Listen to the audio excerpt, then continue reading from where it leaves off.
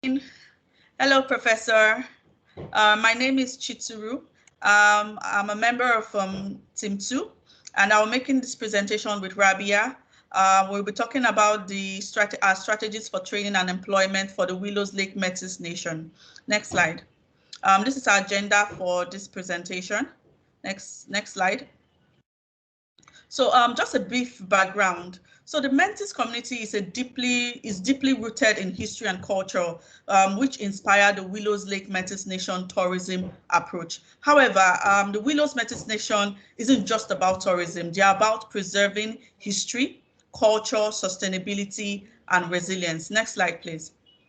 So in developing this strategic plan, we followed this sequential method, and it involves the following: the commencement. So this was the initial client consultation, where we had to clarify the project scope and understand the goals of the Willows Lake Métis Nation. Then the next was situation analysis, where we employed the SWOT and PESTEL analysis to gauge influencing factors. Then we did the market research to assess available training programs for indigenous communities to suit the Willows Lake Métis requirements. After that, we did risk assessment to highlight the potential issues and mitigating strategies. Then this is the adjournment phase, where we are sharing our findings, our recommendations, alongside practical action plans tailored for the Willows Métis Lake best interest and the community's welfare. Next slide, please. So we envisage some challenges in to carrying out this strategic plan, and we have also provided some suggestions on how we can mitigate these challenges. So financial limits can be a concern, but planning and diverse funding can help with this. Partnerships can be beneficial, but they are also very complex. So having clear communication with stakeholders is very essential. Hiring the right blend of culture and expertise is also very vital. Communication is crucial to keep the community involved. Change might cause some resistance. So building trust is very essential. For long-term success of this program, it must evolve into a community-driven program. Next slide, please.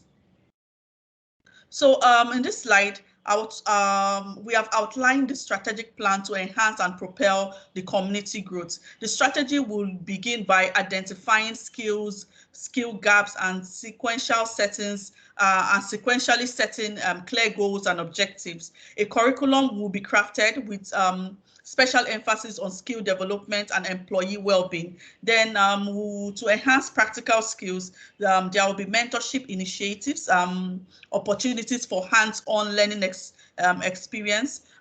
Strengthening community ties will be our focus, and team building activities and extensive community engagement will also be in place. So we'll be recognizing the achievements of significant successes to keep the youth happy, and also we'll be adhering to principles for continuous improvement. The strategy would be regularly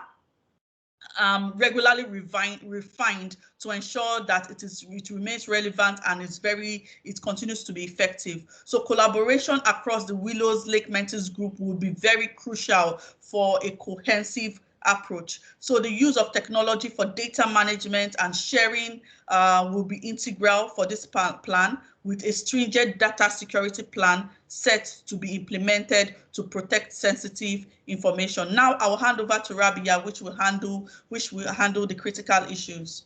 Thank you. Thank you, Chichi. So first of all, I want to highlight the critical issues in operation. So in operation, the most issues are because the issues encapsulating resource constraints due to the imminent remoteness of the land and the availability of the same, as WLMN will conduct the succession planning to implement the strategy. So for that, the recommended alternative will be WLMN needs to access the locally available suppliers and vendors, so thereby they develop mutually beneficial collaboration to ease their supply chain management. And after that, WLMN can embrace technology solutions to optimize supply chain management in areas such as inventory tracking, online procurement platform, and data analytics. After that, in finance, the critical issue will be inadequate of funding. So for that, recommended alternative will be diversified funding. So currently the WLMN only get base funding from the government of Canada, and there are no directly allocated amounts. So WLMN must push for getting more funds through direct allocation, while establishing connection with private funding agencies, and it can be NGO, or it can be philanthropic organization. And after that, WLMN can has funding options mostly through government agency, which operate on short term cycles with strict eligibility criteria. So this only hinders youth development and restrict the scope and scale of youth empowerment. Such limitation further add to the problem of resource constraints, with little space for any kind of evaluation for continuous improvement, and diminishing opportunities for Métis community economic advancement. After that, marketing. So if I compare a WLMN with other business, the marketing team of that business is not it's not it has unique set of difficulties. So the community program and services, as well as its intended residents, can have different impacts on those problems. So what will be our recommended alternative? It will be cultural sensitivity and authenticity play a very vital role in marketing endeavors. So particularly in the context of promoting the culture, legacy, and tradition of indigenous group, the success of every business marketing effort depends on its ability to locate and communicate with its ideal customers, and the WLMN is no exception. So WLMN can target audience like they can explore demographic interests, behaviors, and preferences of the community and potential external stakeholders through in-depth audience research. After that, in their information technology or IT department, I can say that in the context of the WLMN addressing issues of limited access to technology and cultural preservation, necessities a considerate and community-centered approach.